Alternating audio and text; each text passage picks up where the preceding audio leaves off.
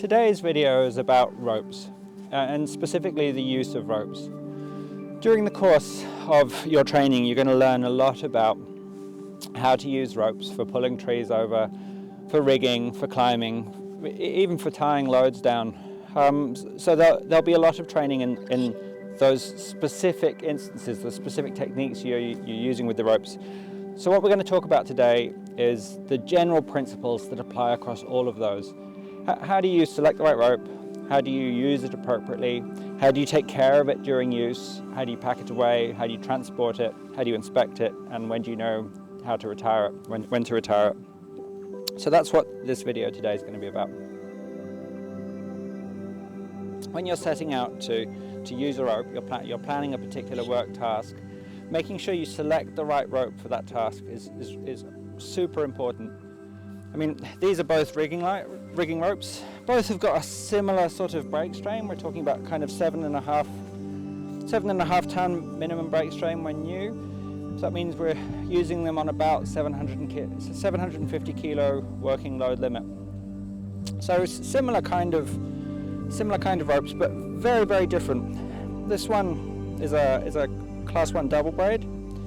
So it's very flexible, it's very easy to tie knots in. I've got it stored away in a bag here, so it's quick to get out. Really nice rope to work with.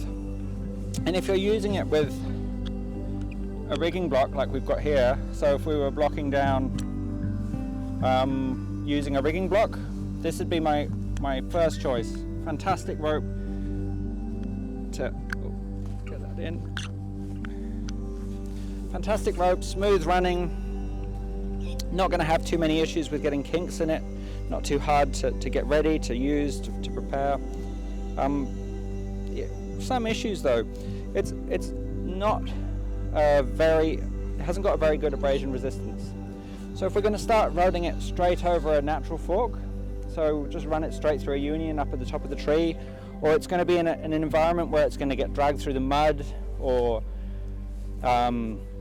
very dusty or dirty, this rope will be degrading it very fast. And it's also comparatively expensive.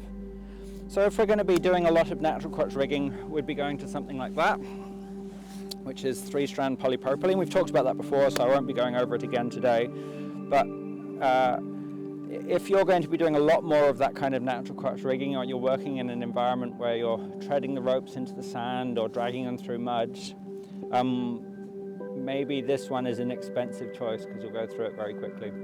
So select the right rope for the right purpose.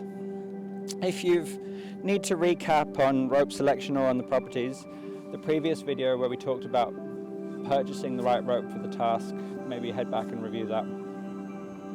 Preparing to use the rope. You've arrived on site, climber's gone up the tree, asked you to get the rigging line from the truck and get ready to use it. If the rigging line's in a bag, and if you've packed it away there yourself, you're confident that there's no knots in it, it might be ready to use right straight out of the bag. But if it's coiled, we need to flake it out. And one of the most common time-wasting things I see on tree work sites, particularly with inexperienced arborists, is they start to uncoil a rope like this, they find an end, hasn't been coiled very well, they find another end. It all gets a bit difficult, and they do that. And as soon as they do that, as a climber looking down at them from up in the tree, my heart just sinks. I just think, oh no. Because right away, all of this, we're going to start off, everything's going to go well. And then pretty quickly it's going to start coming up in knots like that.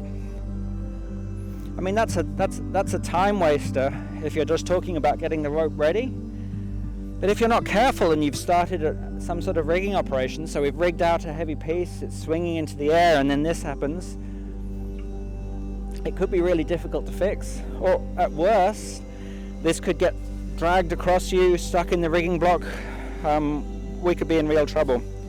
And fixing this, now I've made a mess of it, fixing this can be really difficult. In fact, I'm going to leave that there for a moment. I'm just going to grab a different rope.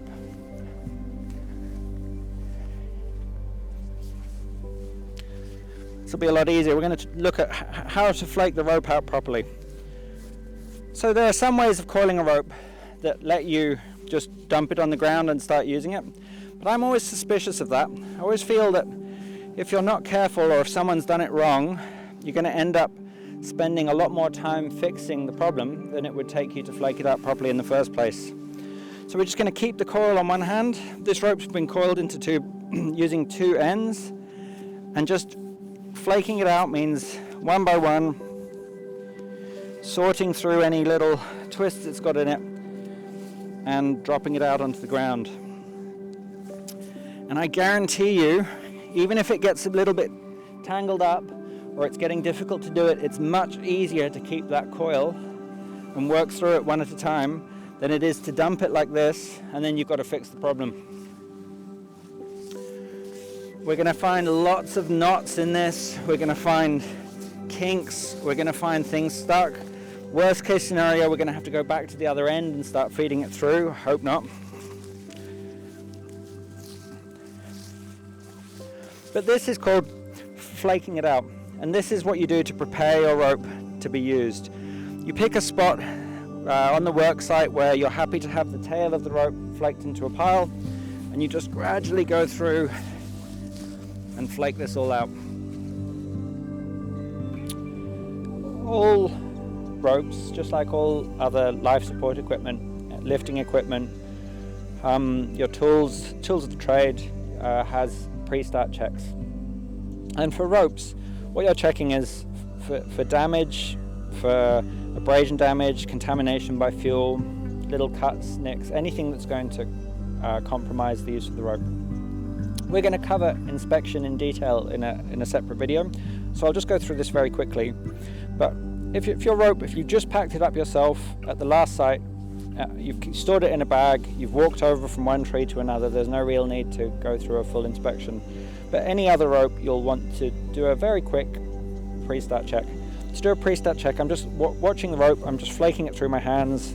My hands are going to pick up any inconsistencies in diameter, and I'm also looking to see, that's some abrasion damage there. That didn't look like any particular single cut strand, so that was probably okay. So there's two cut strands. Some staining, so that's contamination that looks like, could just be paint in that case. So carrying on, I'm going to run the whole rope through my hands. That's glazing. I don't know how clearly that shows up on the camera, but you can see that's where the rope has been run under a lot of tension across a hot surface, and the actual fibers have been melted along the top level of the rope there. And that's several cut strands. I don't know how clearly that comes through, but I can actually see the core of the rope coming through there. So there's 2 or 3 cut strands completely separated, and I can see the core of the rope. So I don't even need to think too much about those other points of damage.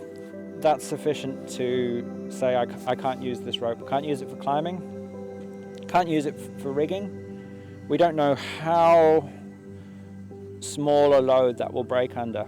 So even climbing, if I took a big fall onto it and I had my device exactly at this point, and my device is maybe a cammed metal device, we already know those cut rope under surprisingly low load. With this damage here, we have no way of knowing how strong, what is the working load limit of this rope, and without knowing what the working load limit of the rope is, we can't ensure we stay below that. So this rope is still okay maybe to hand pull a tree over for felling or as a tie down rope, but we need to make sure that, number one, we're not going to use it for climbing or rigging, and number two, we have to find a way to make sure that everyone else on site knows that as well. And the easiest way is of course to just cut it. Another way would be to mark it somehow, or to put it in a special bag or a special part of the truck that everyone on site knows is just for tie down ropes. But as always, the safest thing to do is to cut it there. That makes sure that no one else is going to accidentally use this rope without checking. Good practices of working with ropes are critical to ensure the longevity of the rope, and also to protect the working load limits. And by protect the working load limits, I mean rope that's damaged or cut or trodden on or filled with dirt or has logs dropped on it. All of those things are going to introduce weak spots to the rope. And when you've introduced a weak spot to the rope, you degrade the working load limit, which means you no longer have any idea what the strength of the rope is. You may find it breaks unexpectedly under a very low load. So good practices for working with ropes. Make sure the rope is out of the drop zone. When you get a chance, if you're on the ground, when you get a chance, just pack the rope away, flake it back into the bag, move the rope around to keep the site clean. Make sure it's not wrapped around your feet. That's particularly dangerous for rigging or felling. Just take the time to do a good site cleanup every so often. Make sure the ropes are well looked after and protected.